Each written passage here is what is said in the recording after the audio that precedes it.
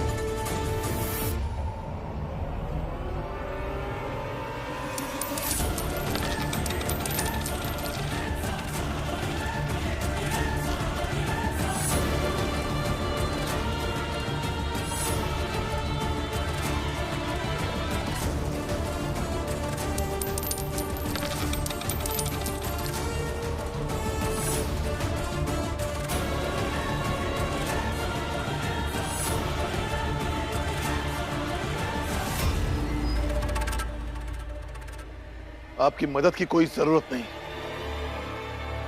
धन्यवाद।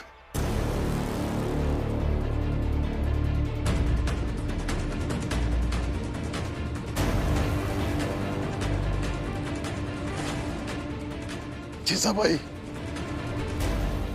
बहुत बहुत धन्यवाद मेरी जान बचाने के लिए। मेरे बेटे की जान लेने का सपना पाल रहे लोगों के पास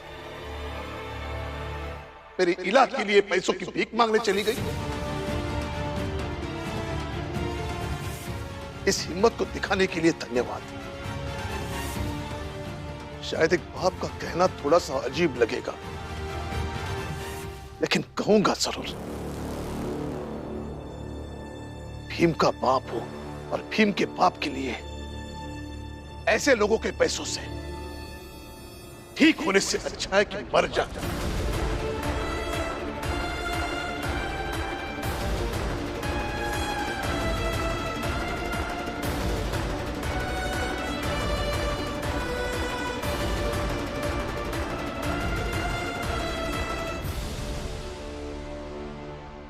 जीजा भाई, ये पैसे उठा लो और इन्हें लौटा दो और इनसे कहो कि यहां फिर से ना आए। और हाँ जीजा भाई, मेरे लिए एक दिन का ब्याज तुमने अपने ऊपर चढ़ा लिया। उस ब्याज का भार उठाने के लिए धन्यवाद।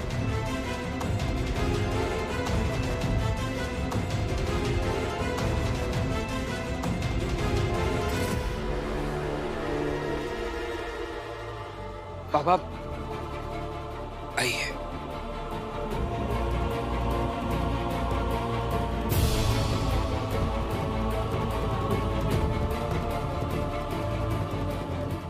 और बाबा, ये सब मत कहिए आप चिंता मत कीजिए। मैं कहीं ना कहीं से पैसों का इंतजाम करूंगा और आपकी दवाई लेकर आऊंगा। कहीं से क्या हो जाएगा? कहीं से मैंने भी इंतजाम किया था, वो पैसे फेंक दिए गए। जैसे मेरी कोई कदर ही ना हो, जैसे मुझे किसी बात का बुरा भी ना लगता, जैसे मैं पत्थर की बनी हूँ।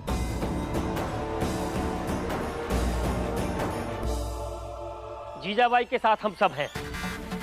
हर पत्नी अपने पति की भलाई के लिए कुछ न कुछ समझौता करती रहती है। जीजाबाई ने पैसे लेने पर ब्याज देने का समझौता किया है। बस हितेश काका, अब एक शब्द नहीं बोलेंगे आप, और इनके पक्ष में तो बिल्कुल नहीं।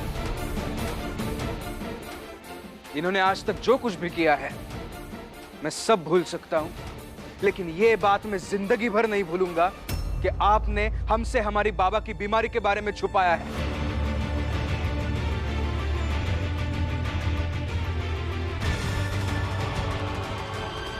लो, भलाई का जमाना ही नहीं रहा। तुम दोनों पैसे उठाओ।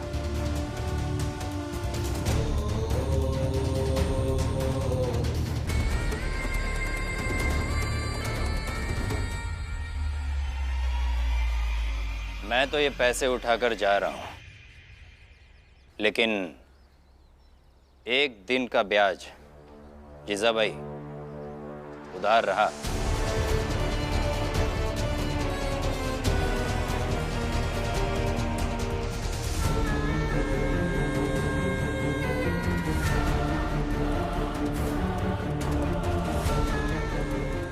अच्छा जीजाबाई, ये बताओ, राम जी की एक दिन की दवा कितने की है?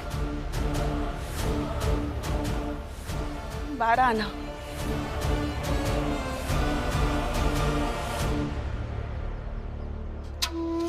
ये 12 आने यही छोड़कर जा रहा हूं।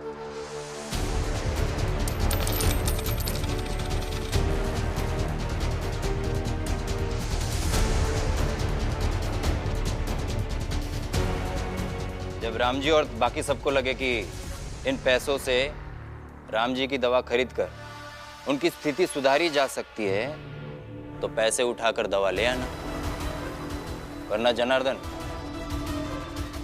पैसे हमारे घर आकर दे देना। जी मालिक।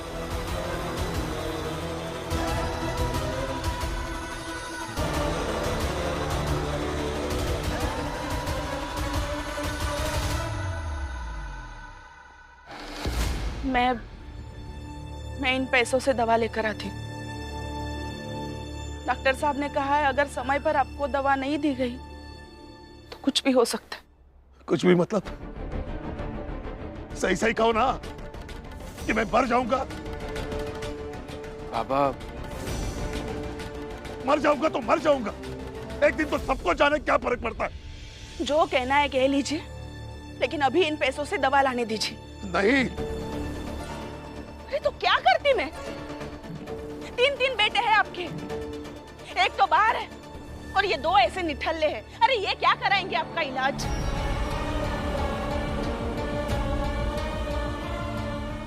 भाई, मेरा इलाज हो या ना हो, लेकिन मैं उस मेघनाथ के पैसों से इलाज नहीं कराऊंगा, कभी नहीं कराऊंगा।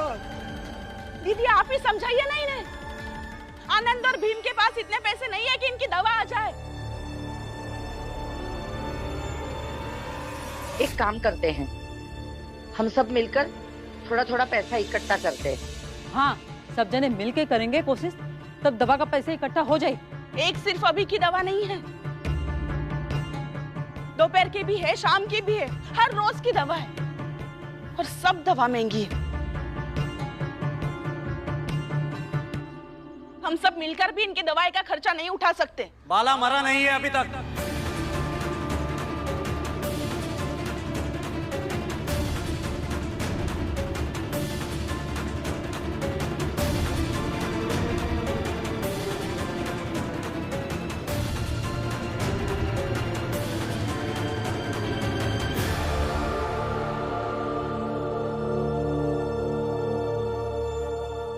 भैया,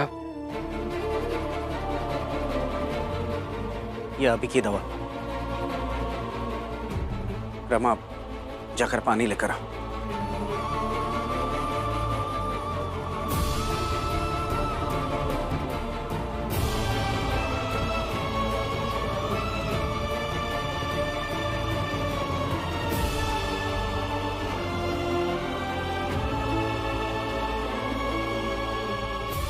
आपने जहां से दवाई ली थी उसी अस्पताल में मेरे पहचान के एक कर्मचारी, उन्होंने ही मुझे बाबा की दवाई और इनकी बीमारी के बारे में बताया।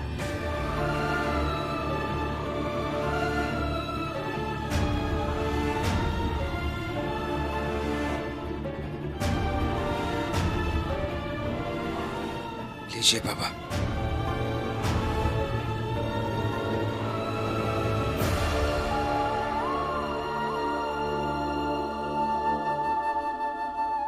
बाबा, दवाई लेने के बाद आराम करने की जरूरत है आपको। आप यही लेटेंगे कि अंदर जाना चाहते हैं? अंदर जाएंगे? मालू, आओ ना, बाबा को उठाकर अंदर ले चलते हैं।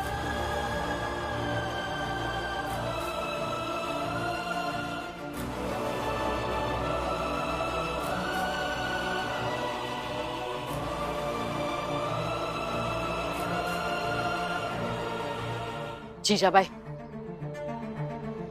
इतनी भी साजिशें मत कर कि एक दिन ऐसा हो कि अब जो तेरे पास है वो भी ना बचे।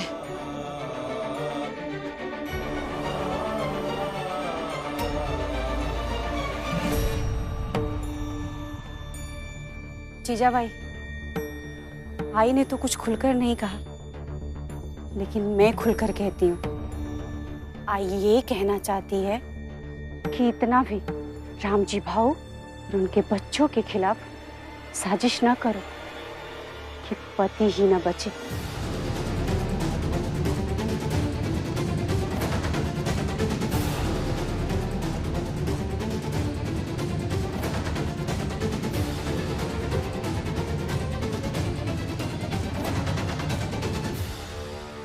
बेटा, थोड़ी देर बाहर ही बैठ जाता हूँ। लेकिन बाबा, अंदर घुटन सी होगी। ठीक है, आइए।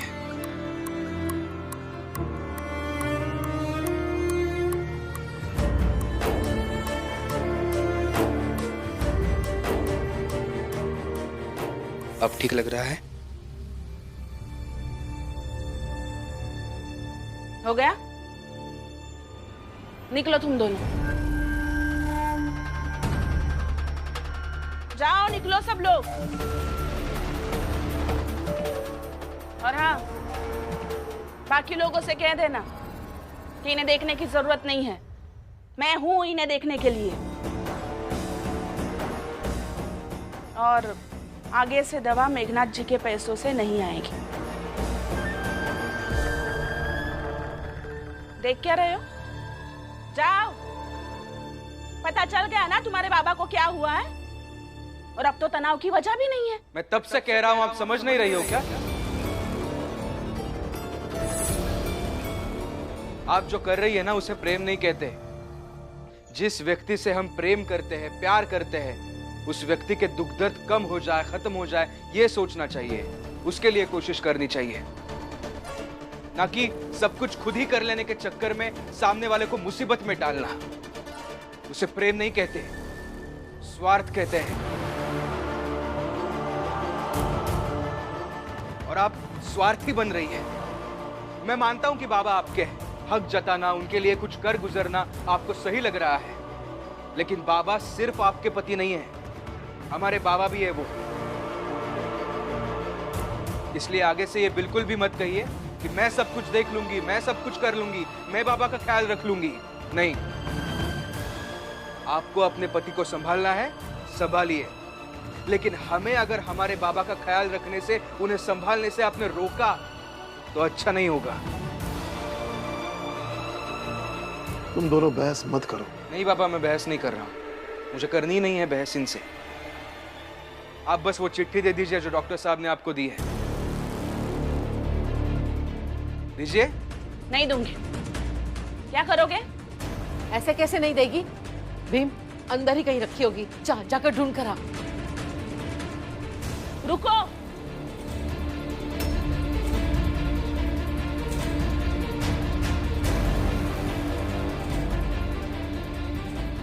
आप चिंता मत कीजिए।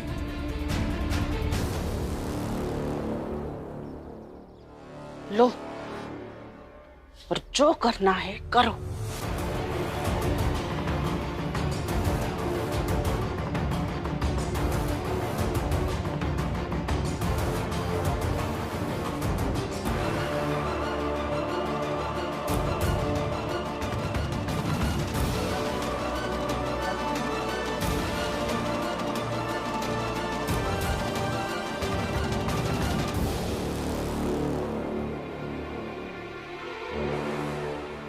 मालिक, ये रहे आपके पैसे जो आप चाल में रखकर आए थे।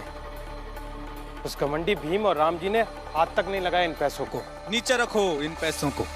एक बार भीख में दिए हुए पैसे हम वापस नहीं लेते।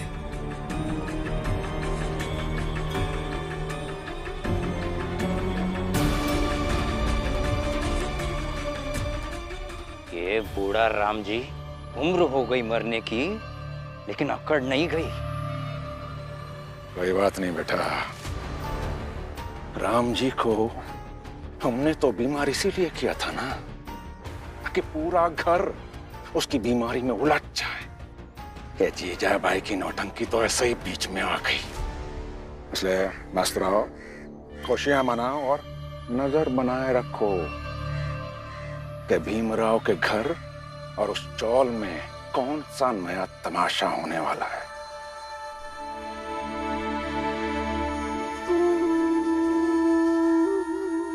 भीम, तुम्हें गुस्सा आ रहा है ना काकी पर? समझ सकता हूं, उन्होंने ठीक नहीं किया जो काका की बीमारी को छुपा कर रखा। पता नहीं भीम, तुमसे वो कब तक चिढ़ती रहेंगी। मुझसे गलती हो गई मालू। गलती? क्या हुआ? मैंने जीजाबाई जी को कुछ ज्यादा ही बोल दिया। इतना नहीं बोलना चाहिए था। जीजाबाई जी से मेरी चाहे जितनी नाराजगी हो, चाहे जितनी अनबन हो, मैंने आज तक कभी अपनी मर्यादा नहीं तोड़ी। भले ही आज भी मैंने मर्यादा ना तोड़ी हो, लेकिन मैंने लिहाज भी नहीं किया। गुस्से में बहुत कुछ बोल दिया मैंने। उन्हें बुरा लग रहा होगा। गलत किया मैंने, और इसीलिए अपने बर्ताव के लिए मुझे अभी उनसे जाकर माफी मांगनी चाहिए। हाँ, मैं अभी उनसे बात करके आता हूं।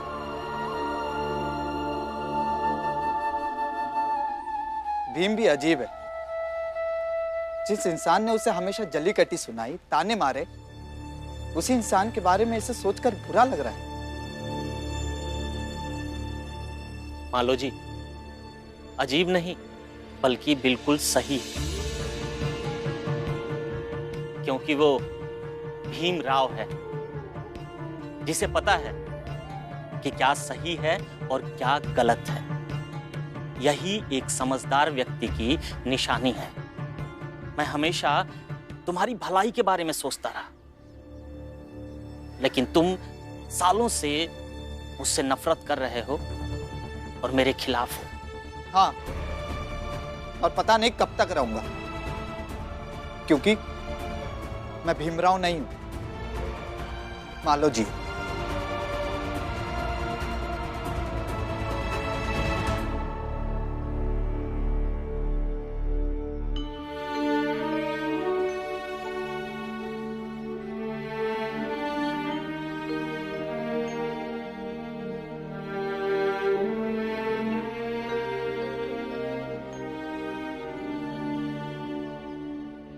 क्षमा कर दीजिए, आवेश में आकर कुछ ज्यादा ही बोल दिया। लेकिन क्या है ना, आप जो कर रही थी वो एक बेटा होकर मैं सहन नहीं कर पा रहा था।